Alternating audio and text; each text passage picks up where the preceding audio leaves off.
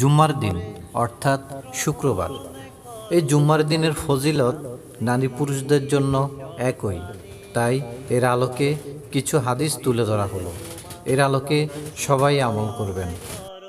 জাবের ইবনে আব্দুল্লাহ রাদিয়াল্লাহু আনহু থেকে বর্ণিত একটি হাদিসে রাসূল সাল্লাল্লাহু আলাইহি সাল্লাম বলেন, জুমার দিনে এমন একটা সময় রয়েছে যাতে আল্লাহর বান্দা আল্লাহর কাছে যা চায় আল্লাহ তাই দেন।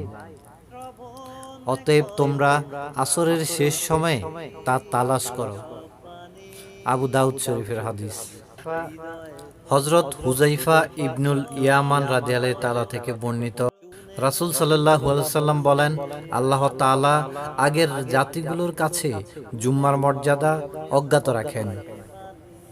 তাই ইহুদিরা শনিবার নির্ধারণ করে আর খ্রিস্টানরা রবিবার নির্ধারণ করে। অতঃপর আমরা আসি, আমাদের কাছে তিনি জুম্মার দিনের মর্যাদা প্রকাশ করেন। রাসূল সাল্লাল্লাহু আলাইহি সাল্লাম বলেন, সূর্য ওঠার দিনগুলোতে ওই দিনই শ্রেষ্ঠ, যেদিন হলো জুম্মার দিন। আবু হুরায়রা রাদিয়াল্লাহু তাআলা আনহু হতে বর্ণিত যে রাসূল সাল্লাল্লাহু আলাইহি সাল্লাম ইরশাদ করেন, সূর্য উদিত হয় এমন সকল দিনের মধ্যে শ্রেষ্ঠ দিন হলো জুম্মার দিন। এই দিনেই আদম আলাইহিস সালামকে সৃষ্টি করা হয়েছে। এই দিনেই তাকে জান্নাতে প্রবেশ করানো হয়েছে। এই দিনেই তাকে জান্নাত থেকে বের করে দেয়া হয়েছে। আর এই জুম্মার দিনেই কিয়ামত সংগঠিত হবে। রাসূল সাল্লাল্লাহু আলাইহি সাল্লাম আরো বলেন যে,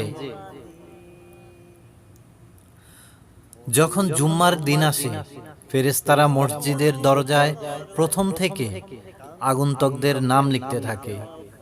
যে সবার আগে আসে সে ওই ব্যক্তির মতো হয় যে একটি উট সদকা করে। তারপর যে ব্যক্তি আসে সে ওই ব্যক্তির মতো হয় যে একটি গাভী সদকা করে। তারপর যে আসে সে ওই ব্যক্তির মতো হয় যে একটি মুরগি সদকা করে। তারপর যে আসে সে ব্যক্তি ওই ব্যক্তির মতো যে একটি ডিম সদকা করে।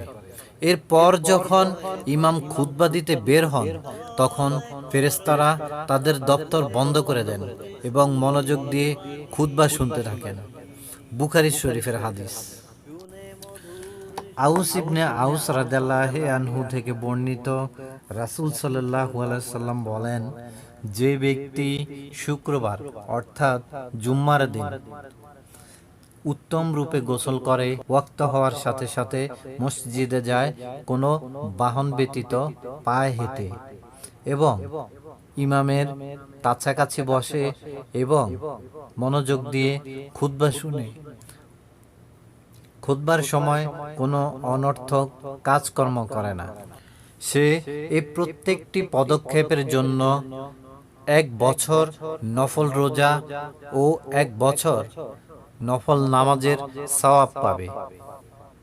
আবু দাউদ শরীফের হাদিস।